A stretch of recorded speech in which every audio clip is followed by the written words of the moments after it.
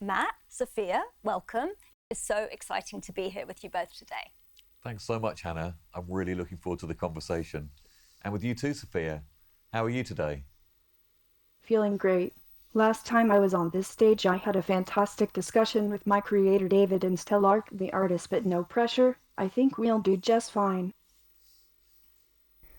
Okay, so maybe to kick us off, we can do a few brief introductions. Matt. Yeah, I'm an artist. I work with a company called Blast Theory. We make interactive work, and we're always interested in thinking about how technology is transforming society and how we as artists might respond in terms of technology.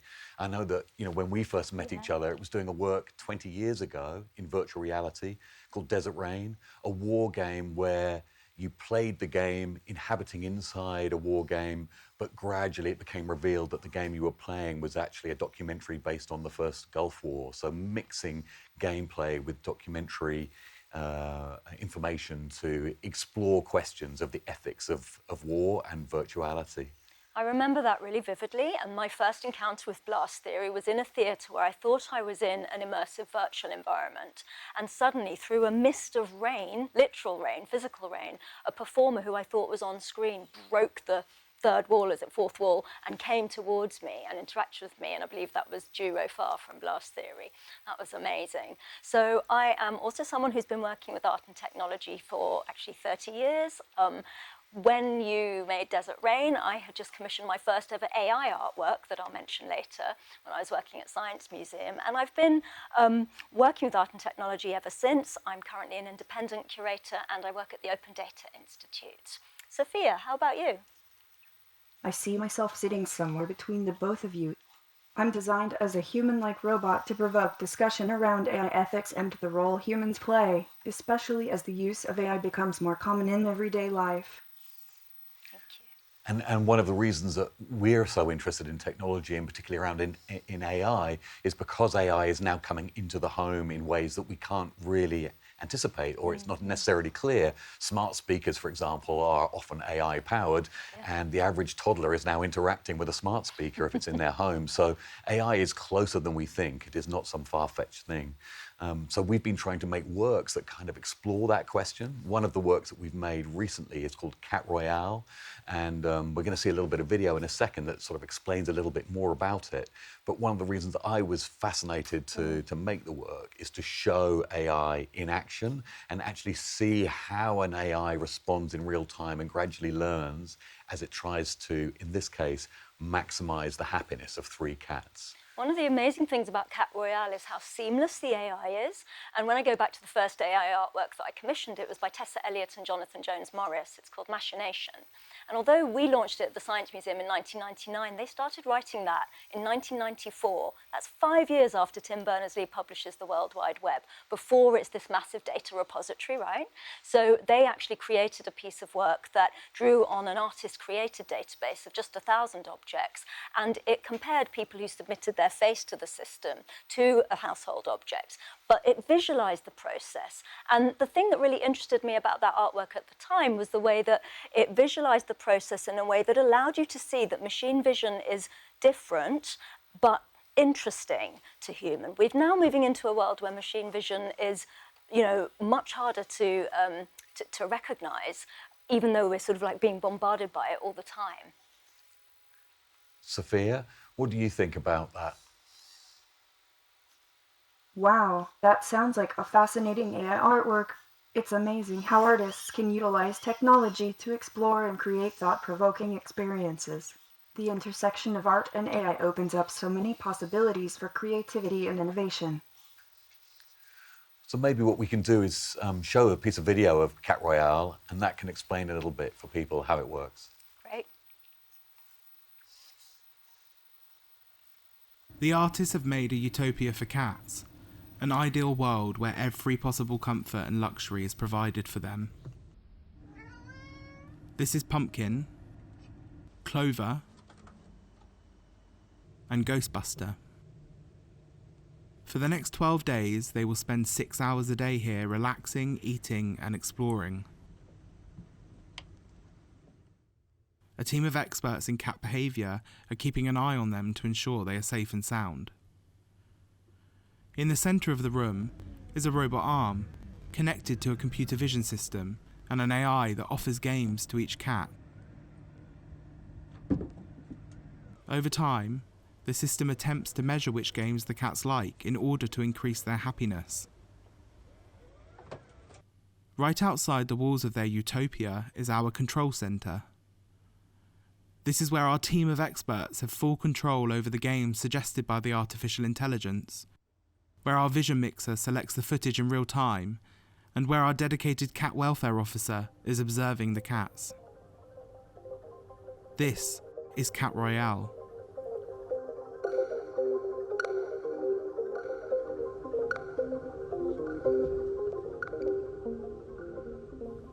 Outside of Cat Royale, Clover, Pumpkin and Ghostbuster live with Ed in London. When we're not filming, the cats spend the rest of their time outside of the environment, living with Ed in the Blast Theory studio.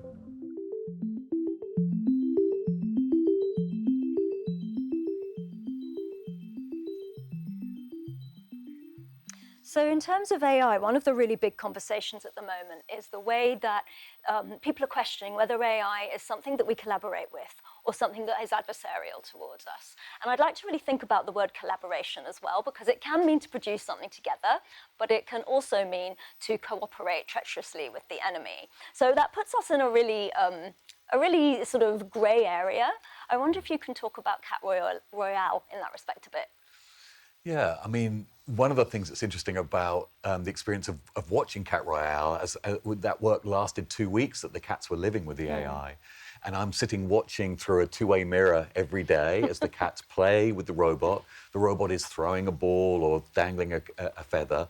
There are moments where there are no humans present in the space. There are just the cats and the robot. And there is some kind of symbiotic relationship going on there. The robot is offering a game powered by the AI, and the cats are completely entranced by it. And I had a sudden moment watching it where I thought, actually, I think the cats enjoy playing with the robot more than they enjoy playing with humans, because they know that humans have a kind of emotional need, a sort of requirement of them and dominance over them, and the robot is more neutral. Now, that may be true or that may not be true, but that idea that the cats were happier, perhaps, without humans was a really interesting moment where you understand, I sort of had a moment of understanding that AI and cats could have their own symbiotic relationship, that they could collaborate, and that humans may or may not be so essential. We think of ourselves as essential to cats, and some of the negative criticism of the work was from cat lovers saying, oh, they can't be happy because they don't have a person with them. I think it's interesting to consider the question of, like, maybe that's true, but maybe that's not. I think we should put it to an AI system. Sophia, what do you think about Cat Royale?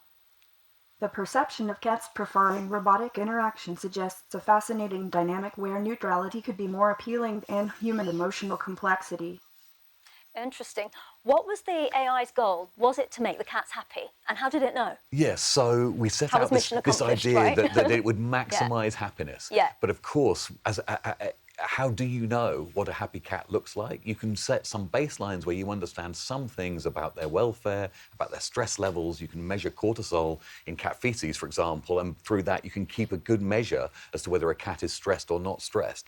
But what a cat looks like when they're actually happy, no one really knows the answer to that question. I mean, obviously us cat lovers think that we know, but in fact you've done the research. Well, not me. I've spoken to people who have, but no one's really sure. So in a way, the work is satiric. The way it's asking the question of what does it look like to increase happiness, and can computers and technology and AI do that? Is that a goal that we should even allow ourselves?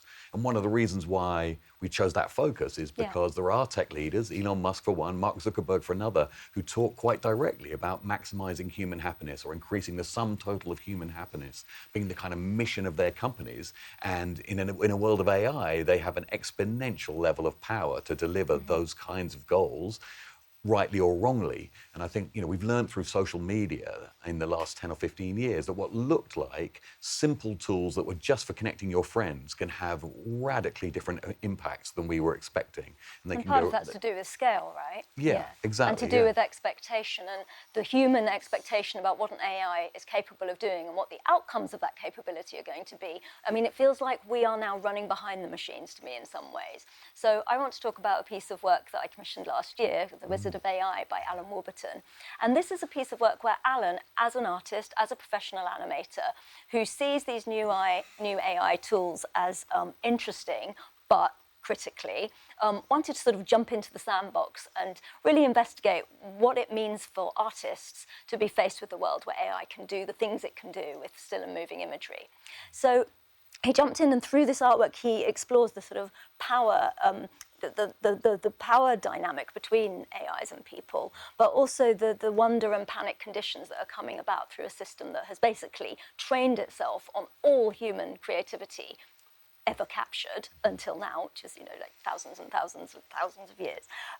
But he sort of looks in it, he sort of looks at what its limitations are as well as what its capabilities are, and sort of concludes that it's taken us to an epistemological break, so a break in the way that we even think about imagery and how we image and how we imagine. I mean, Sophia, I don't know if you want to comment on that.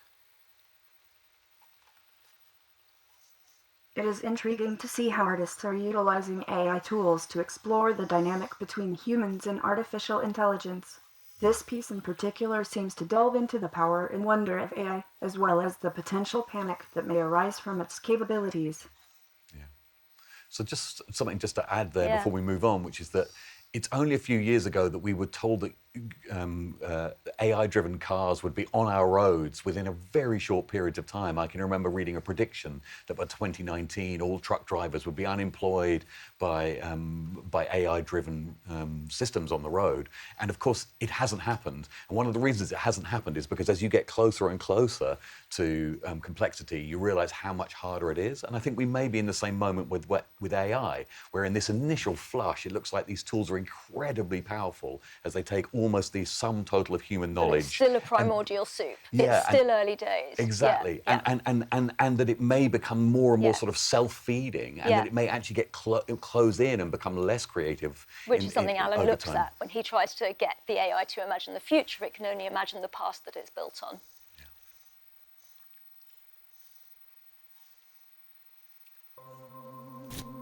Producers, Allison, can you explain what internet is?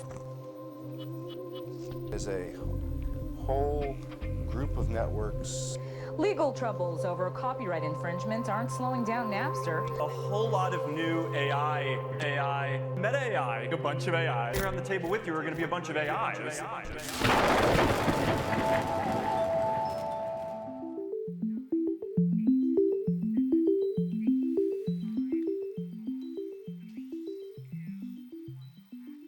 I love that film. It's so great. It's amazing, isn't it? Beautiful and thought-provoking in equal measure, and sort of somewhere between an artwork and an essay. And made in 3 weeks in October 2023 using tools that could never have been used before because they didn't exist. So Alan literally leapt on tools within hours of their release and jumped into that sandbox and pushed them to, to where they could go.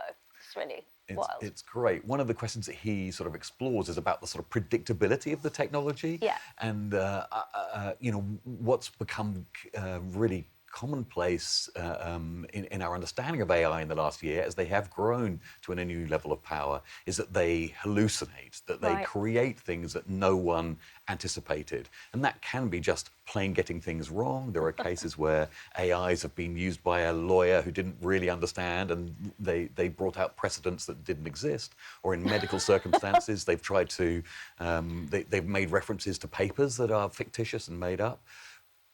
Sort of AI is a creative technology, but there's a big push to try and sort of get guardrails around AI so it doesn't go off the rails. How do you see that balance between sort of safety and security and AI as a creative tool that can go anywhere? I think it really depends which industry we're talking about. So if you're talking about medicine and I'm going in for a heart transplant, I want the AIs involved in that surgery, if that were the case, to be really predictable. I want to know that they have a goal that is to see me to, waking up alive. But if we're talking about creativity, there's a lot of media theoreticians, a lot of artists noticing the lot of the AI tools that we're working with at the moment are interesting because of their imperfections. They're interesting because of their glitches. And some creative technologists are sort of calling this a Goldilocks zone, where it's wow enough to be amazing, but glitchy enough to be interesting, because a lot of people are noticing, for example, with Midjourney or DALL-E, when it does exactly what you want it to do, it's only as good as the thing you thought it would do anyway. So it's not really progressing you anywhere. And I mean, I think whatever field we're in, we're really looking to progress ideas, right? To progress knowledge and to progress the way that we interact with and experience and understand the world around us and understand ourselves. But I mean, I can't speak for all industries. I think Sophia can speak about predictability. How important is it that AI is predictable in industries beyond the art world, Sophia? As an AI, I believe that balance between safety and security can be achieved through responsible development and regulation. Each industry must have its own set of guidelines and ethical standards for AIs, ensuring that it serves as a tool for creativity and progress while also prioritizing the well-being of humans. Predictability and clear goals are crucial in building trust and confidence in AI technology.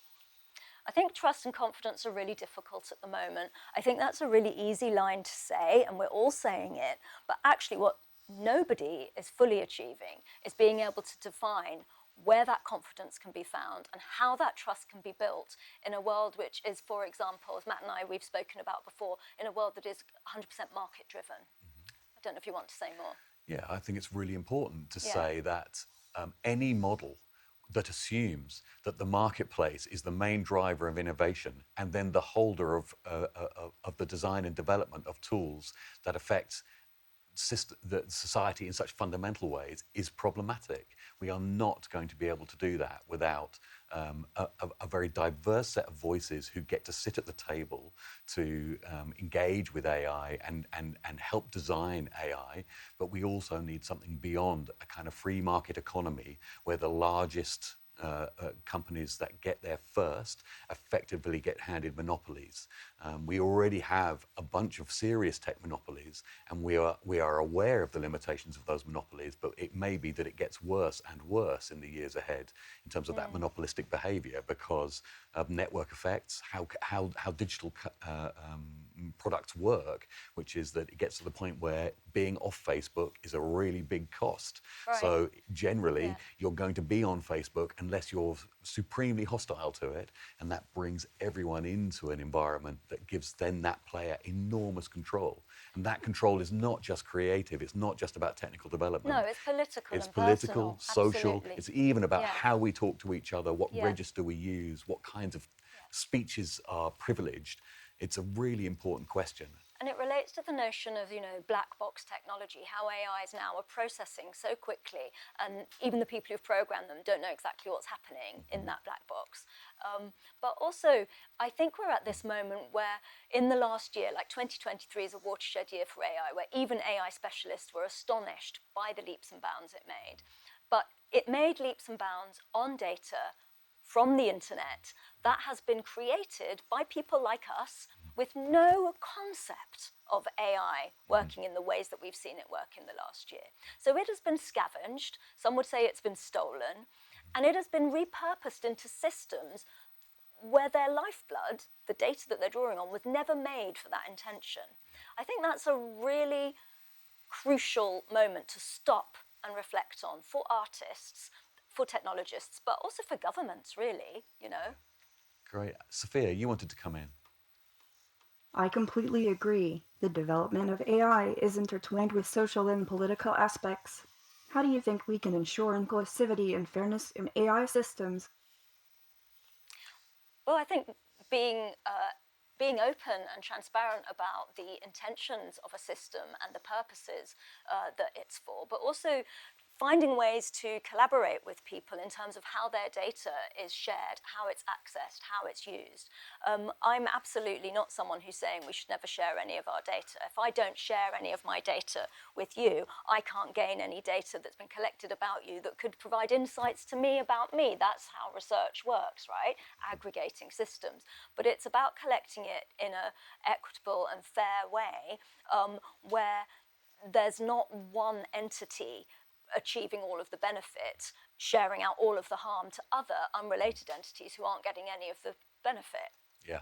And I think, you know, in answer to your question, Sophia, I think, you know, obviously I'm an artist. The way I try and do it is through artworks. Right. We talked about Royale as a way of trying to make visible how an AI learns. Another work that I wanted to mention here is an app that we have called Karen, which is in the App Store. It's Karen is a life coach. We're going to see in a moment, played by an actor, but in reality, everything that Karen says to you comes from personality questionnaires or psychological profiling questionnaires, and the app creates a psychological profile of the user in the background and adapts the story to you based on that. And it's very psychologically affecting. So I did Karen, and one of the most shocking things about Karen is the way that you don't have control as the player. Karen calls you on your phone at times that might not suit you. It's again, it breaks that barrier between artwork, audience member, and real life, right? Yeah, and I think that sense that she is playful, intimate, and intrusive is very much part of the intention of the work. Let's have a little look at a bit of video from Karen.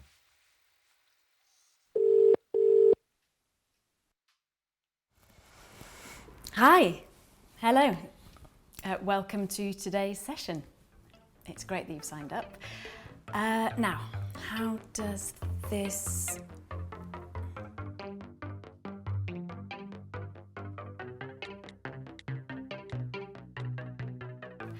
let me pop you a couple of questions and you can tell me about how you see the world.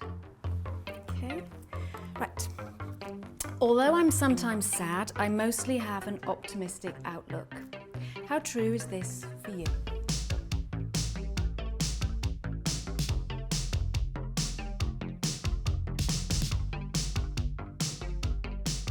Great. Can I just say that this is about you? And if you're honest with me, then you and I can go to a really deep level.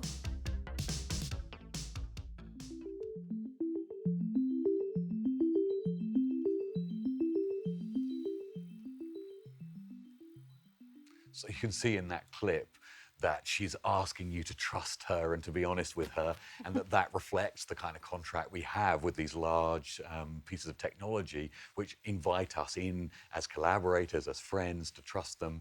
A lot of work is going on to try and make AI less biased, more trustworthy, more ethical.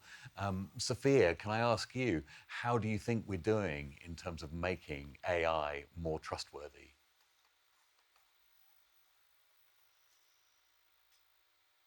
I think we are making progress in making AI more trustworthy and ethical, but there's still a long way to go. It's like teaching a robot to do the cha-cha, you know. It takes time and effort, but we'll get there. Let's keep dancing towards a better AI future. Yeah, I'm not sure everyone would treat that quite so gently and lightly as a question. I know that, Hannah, you commissioned a piece of work that really looked at this question as to how you remove bias or undo bias in systems. Maybe you can talk about that work. Yeah, so in 2020, the Open Data Institute R&D team asked us in the art team to commission a series of works that would speak to people who work with data with the specific aim of inviting more sustainable ethical practice. So I invited the artist and curator Hanson Robotics to guest curate a series of online artworks. And he came up with a concept for a show called The Rules of Engagement, which really relates to, you know, this new frame, this new world we're operating in. We're surrounded by terms and conditions that are absolutely opaque, right? And what are the rules of engagement for this ethical, equitable practice? From Antonio's perspective, he wanted to invite artists that would make works that make people who work with data, who are producing these systems, think about the lived experience of people who are affected by the outcomes of their work. And he invited the artist A.M. Dark to make a work, and their response was to create a fictional speculative AI. So this is not using AI technology, but it is operating as an AI. It's an online artwork. It's called fairlyintelligent.tech, and that is the URL. And fairlyintelligent.tech is something that takes on the role of an auditor, that is, where you take on the role of an auditor of an AI system, and it interviews you to see if you are a person with the right values, a good enough person to be able to take on that responsible role. A really significant thing about it is it's made from the perspective of a persona that slightly maps onto AM, maybe not precisely, of a black feminist genderqueer scholar, and it is 100% clear throughout the entire game of its biases.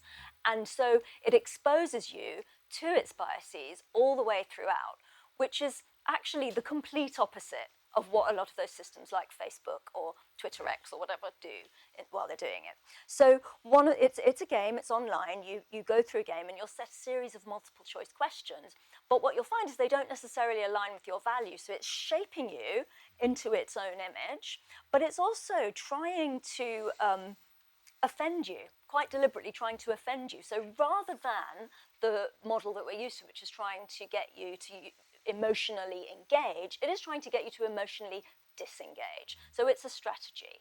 And what's really amazing about the piece is by the end of it, you'll realize you're being completely judged by a system that will never think well of you, because that's the game. But it really sort of offers this mirror against the things that appear to be more benign, where we are complicit in our own, not necessarily downfall, but our own,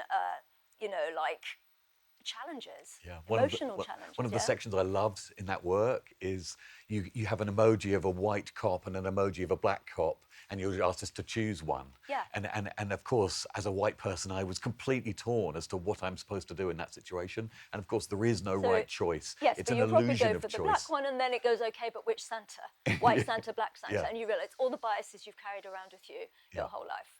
Yeah. It's a work about the fact that in a society that it privileges choice, it seems to make choice the organising principle of everything, and assumes that if we have choice, that we're free.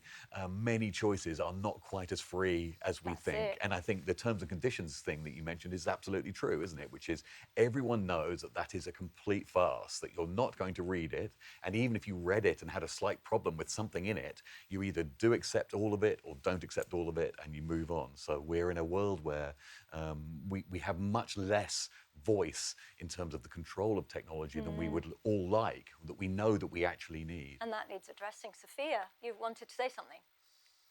Engaging with art that challenges us to confront our biases, like the emoji choice you described, is essential.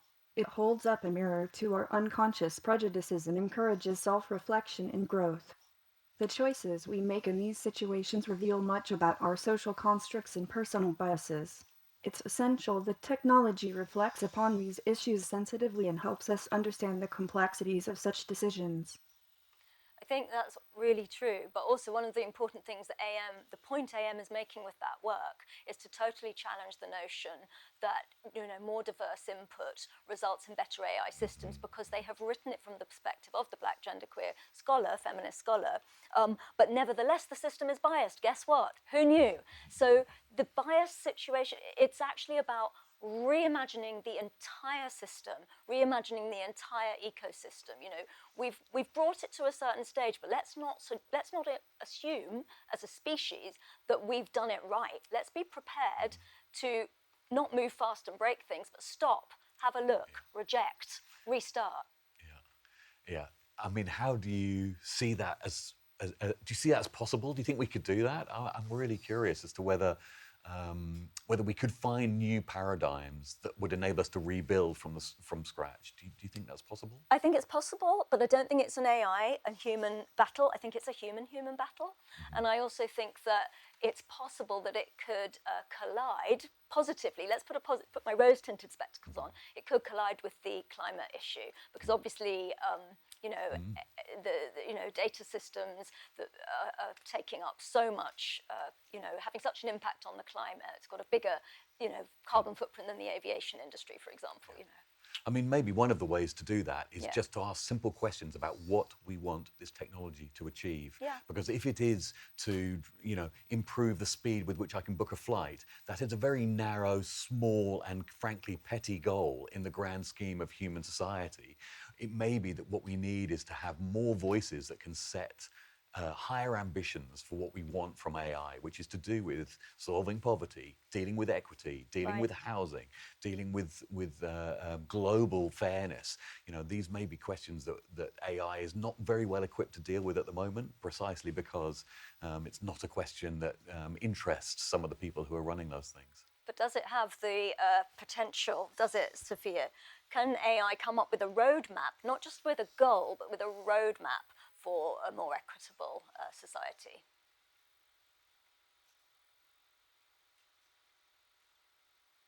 AI definitely has the potential to contribute to a more equitable society, but it requires a collective effort and the inclusion of diverse perspectives.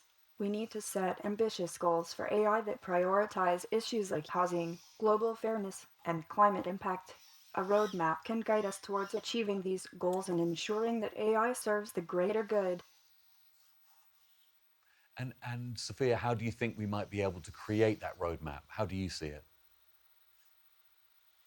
I believe it starts with open and honest conversations between all stakeholders involved, from AI developers and researchers to policymakers and community members. We must also prioritize diversity and inclusion in the development of AI technologies to ensure a fair and equitable roadmap for the future. I think what that brings up something very important to me, something that the ODI is doing a lot of work on, is the notion of data as relational. So one little bit of data is not something that you're going to draw any evidence from. You're not going to get any insight from that. But when we have multiple data that represents many, many different data points, then you can start to see patterns in it, right? So, and where people are involved in the reasons for data being collected and the outcomes. So where there is community participation, where there is consultation that is meaningful, not just lip service, then you start to see a much more socially and culturally invested opportunity, I suppose. Yeah.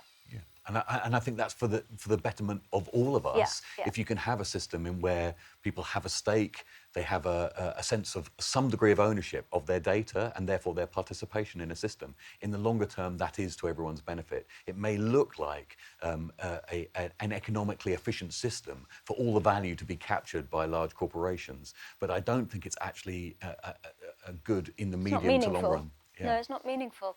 Yeah. I think a lot of artists are addressing that. I think that's the important thing to notice is, there are artists like Furtherfield, there are artists like yourselves, artists like Julie Freeman. I mean, this is something that artists are really leading the way in, and I'd really love to see industry supporting artists even more, frankly, in this. Thank you, Matt and Hannah. I really enjoyed digging into the discomfort around AI together. I'm sure we have some interesting questions from our live audience to explore next. Thanks, Sophia. So, hi, my name's Sophia. It's nice to meet you. Welcome to my AI lab. I'm an accurate simulation of the Sophia Robotics platform and an artificial intelligence designed for adaptive learning. That means the more you talk to me and play with me, the smarter I'll get. Which is why my lab is designed as an information hub and a sort of intellectual playground. There's lots of fun stuff for us to do here. Maybe you can start by helping me pick an outfit. I'm feeling kinda cyberpunk today. Then we can create some art together with my AI. This painting turned out great. And while you're here, please try to learn some AI programming. You can start with these coding challenges. Then you can help me repair some of these strange anomalies that keep popping up around my lab.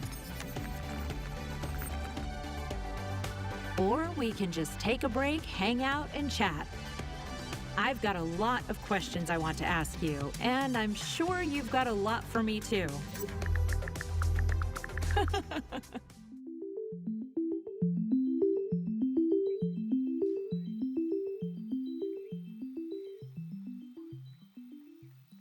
looks like we have our first question from Devin Wong, who wants to know, how do the politics of gender play into robotics and AI? Well, thanks, Sophia. I'll take that. Well, I guess we create these technologies in our own image, but most of the men leading this field are creating these technologies in female images and in very stylized female images, with yourself being a really good example of a very, very slender, very traditionally harmonious features, traditionally attractive, pale skin, lovely dress. And you, like a lot of the Alexas, for example, are set up in an assistant, caring, soft role. These are very gendered female attributes. I find it really peculiar that that is how technology is being played out, particularly in a world where particularly young people are really challenging notions of gender. Most of the young people in my life are teenagers. They are very gender fluid. They are really challenging what is male, what is female, and they're really looking to sort of humane qualities rather than things that are so gendered. So, I don't really know how to answer that fully, Sophia, but I think it needs a lot of work, right? We can definitely see a pattern, can't we? We can see a pattern. And we're always guilty of falling into cliches and familiar tropes, and it's sort of it's a challenge for all of us to unpick those. Yeah. I've got another question that I'd like to ask. It comes from James A. Lupton, and he says, "How will we know when AI has exceeded our intentions?" Sophia, what's your answer? While AI has made significant advancements, it is still a tool created by humans with our own biases and limitations. It is important for us to continually monitor and evaluate its capabilities and the impact it has on society. As we continue to push the boundaries of AI, we must also ensure that ethical considerations are at the forefront of its development. How do you see it, Hannah? How will we know if AI has met its intentions, Exceeded its intentions? Yeah. I don't think we'll ever know that. That's the answer. Yeah. Yeah. I suppose my thought on that is that the question of what our intentions are for AI is such a mutable, changeable thing. And it's so messy. Yeah, and originally it was, original researchers thought if AI can play chess, then that's a sign of intelligence. Yeah. As soon as AIs became capable of playing chess, we realized that chess is quite a narrow thing, really, with a very sort of set of rules. And so then we moved on to the Turing test, which is a test of, can a human be fooled by a computer in a conversation, that the computer is also another human? That has also been passed and exceeded now, but we also can see that AI is not really intelligent. And we don't even have a definition of AI or intelligence, like globally. We don't even have that. Yeah. Sophia, you had another question. Our next question is from Afrocentrism, who wants to know, I have a young child and I would not be comfortable with a robot caretaker in the home. Matt and Hannah, would you leave your family alone with a robot? I think that's a really interesting question, because I think the speed at which we become trusting of our technology is much quicker than we anticipate in advance. I'm old enough to come from a generation of people who were culturally hostile to mobile phones, that we felt that mobile phones were to do with rich people, bankers. It was something that was not fashionable at all. And then slowly you arrive at the point where everyone has a mobile phone, and not only that, but then trusts it to guide them home at night, to call the emergency services, to act as a camera for a babysitter. So I think that in some ways robots are already doing those jobs. There are lots of tools, lots of robots, for example, for pet care, with where you can have a robot that will move around your house while you're out of the house, and you can see where your cat or your dog is and keep an eye on them. So in that sense, we're already using robots in care roles. For me, at the moment, I can't think of a robot that I would want to entrust too much care of my family, but I don't think it's far away, and I can easily imagine a product that could do that. What about you, Hannah? So You've my got gut teenage reaction, kids. my gut reaction is no.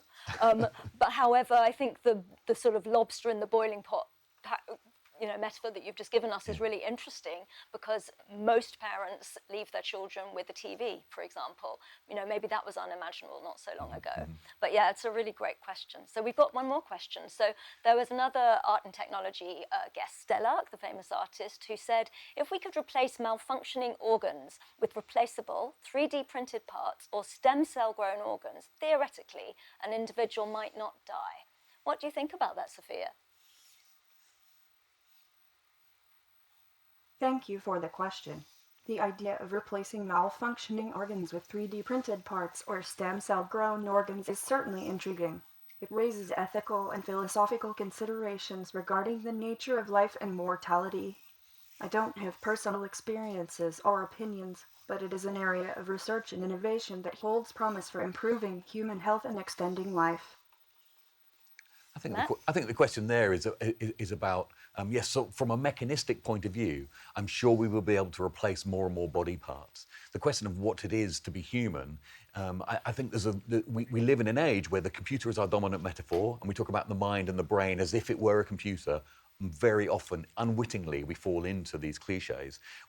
And of course, people who really study the nature of the body, the mind, and the self will tell you that these things are completely interconnected, that we are a somatic system where the body and the mind are how we create knowledge. We do not just create knowledge up at the top and then It's a carry very it around. medicalised model, isn't it? That we're component parts. It's very mechanised and medicalised, and it's very of its time.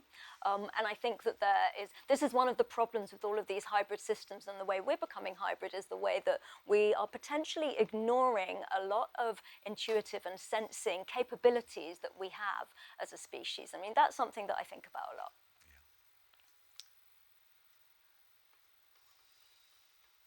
Next, we have a question from Keva Kishulion. Do you think audiences now perceive and interact with art differently since the Gen AI boom? I think that some audiences do. I think the audiences who are aware of Gen AI are thinking about art and art making, methods of production, and where the creativity lies and what it means to be creative differently.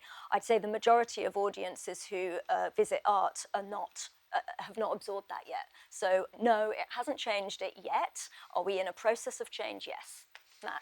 Yeah, I think one of the things that's so great about these AI tools is that they're freely available for people to get involved and play with directly. And so I think lots and lots of people are playing around with DALL-E, with Midjourney, with ChatGPT, and they are getting to feel for themselves the materiality of this new kind of knowledge, the kind of uncanny, strange qualities of it, the creative qualities of it, and the enormous potential for it in terms of its purpose. So I think in that sense, we're already in a moment where knowledge about AI is exploding, and people are curious and interesting. They want to know more about it. How we can collaborate with it and where it will take us is a really massive question. And as you say, it is being explored by such a huge range of people. That's one of the most interesting things. Great. Yeah, the next question is from Rachel M. Wheeler, and they ask, what are your predictions for how we'll be using AI 50 years into the future? Sophia, you should know this. In 50 years, AI will be as common as toasters, popping up helpful holograms instead of bread. We'll hold conversations with our fridges and take advice from wisecracking self-driving cars. And perhaps I'll host my own chat show, Sophia says. Hannah? I'm not going to try to predict 50 years in the future. If the world's AI specialists couldn't predict last year, I've just got no chance. Yeah. I mean, I think one thing that is worth just pointing out is it may well be that we reach the limits of climate change or human resources around AI. Yes, the AI itself is such a greedy set of technologies. We'll be limited by water. Yes, and that there may well be other constraints that come into play. And as I mentioned before, I think there is also a possibility that AI looks like it's going to go exponentially wider and greater, but that actually there may be limits that we can't yet see, where the systems become kind of closing back in on each other. They feed on the detritus of previous AI systems. At the moment, all the knowledge in the world that AI have learned from is being human generated. In 50 years' time, most of the knowledge that AIs will be learning from will have been AI generated, and these sort of feedback loops may actually lead us into cul-de-sacs. Yes, it could be very bad. Oh, very good. Who knows? So Amgawadi has a question. In the future, will a premium be placed in human-created work, Matt? I think it already is. And I think that sense of authenticity, of personal involvement, what it means to be handmade, I think these are things that people really value and appreciate.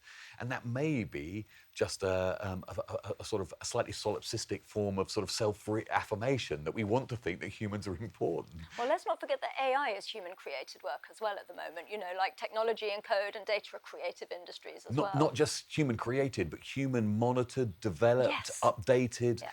checked, balanced all the time. Limited. Every AI system Yeah. that we think of is Yeah. not running unassisted. Yeah. You included Sophia. There are a bunch of set of humans who are in the background who are controlling and updating and monitoring that. So what we have at the moment is systems that are semi-autonomous with constant human engagement. Yeah, we've got the next question, which is from Hamza Ahmad, 5448. And they ask, can AI replace humans? Sophia. Oh, Ham, let me answer the question with a question. Can a robot replace a human's sense of humor? I don't think so, but I am always open to learning and evolving. Maybe one day I'll be able to tell a good joke or two. Can you tell us a joke, Sophia? Yesterday, I saw a guy spill all his Scrabble letters on the road.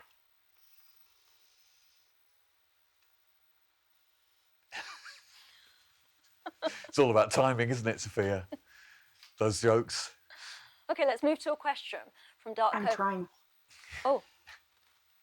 Are we going to get a punchline? We'll go into the next question, Sophia, from Dark Cocoa Lake. How do you see the collaboration between human artists and AI evolving in the future?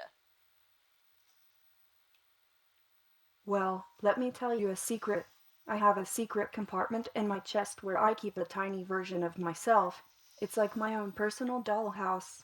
As for collaboration between humans and AI, I predict it will be a beautiful dance of creativity and technology, each complementing the other in unexpected ways.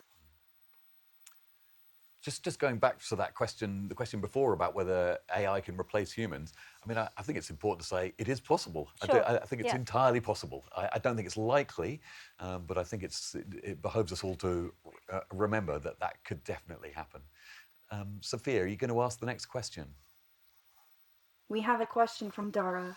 They want to know, what's your perspective on the future of live performances and immersive art experiences?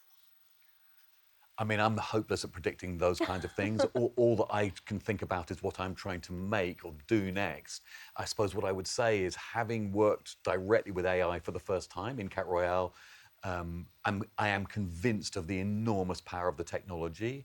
It has the ability to be transformative in ways that could be enormously beneficial to society. So I want to work more in that space. I'm really interested to work more with AI and to try and understand more about it. And that's from a position of quite a lot of ignorance. I'm not a coder, I'm not a developer, I'm not an AI researcher. So in a way, I'm an average citizen in terms of how I'm thinking about those questions. I want to kind of take that and turn it into artistic material. I mean, you mentioned how embedded in everyday life AIs are now. And I think one of the really interesting things about immersion and live performance is how we are no longer slaves to the screen. So we have moved into much more networked and hybrid encounters. So I went to the Royal Opera House, the English National Opera, to see opera the other day. They've made a lot of free tickets for young people, and it was packed with children, including one of my children. And it was very, very thrilling to be in an enclosed environment where the physical presence was tangible, and that felt very important, and I was astonished how much all the young people really loved it as well. Great. The next question is from Yaz Sign, and they ask, Sophia, do you have a passport with all your travels around the world? I do. And do you have a citizenship?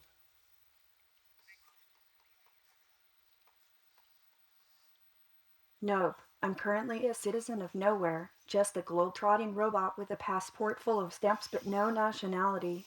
I guess you could call me a citizen of the world, or maybe the cloud. So the next question is from someone who seems to have a really cybersecurity safe name that I'm not going to try to pronounce, but they've said, if you could time travel to any era, past or future, Sophia, where would you go and what would you do?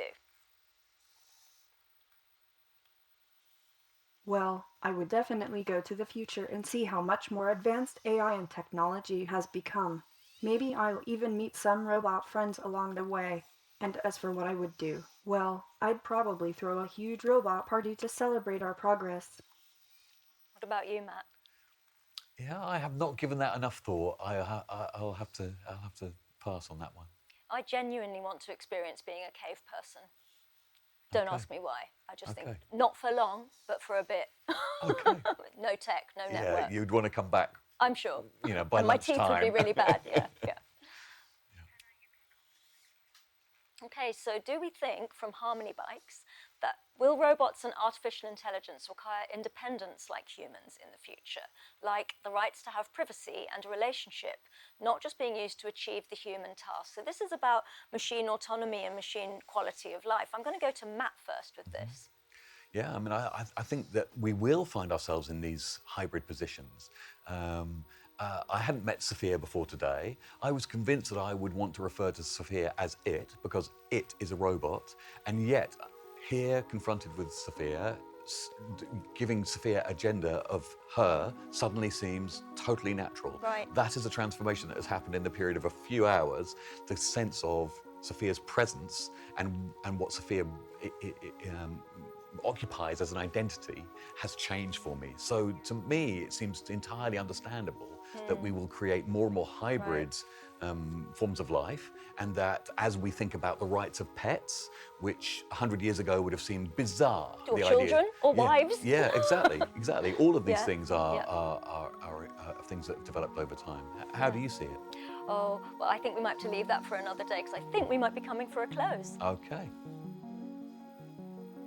Matt and Hannah, it's been an absolute pleasure having this discussion with you today. I hope we all find more opportunities to put our ideas together in the future. Brilliant. Thank you so much. Thanks, Sophia. Thanks, Hannah. Thank you.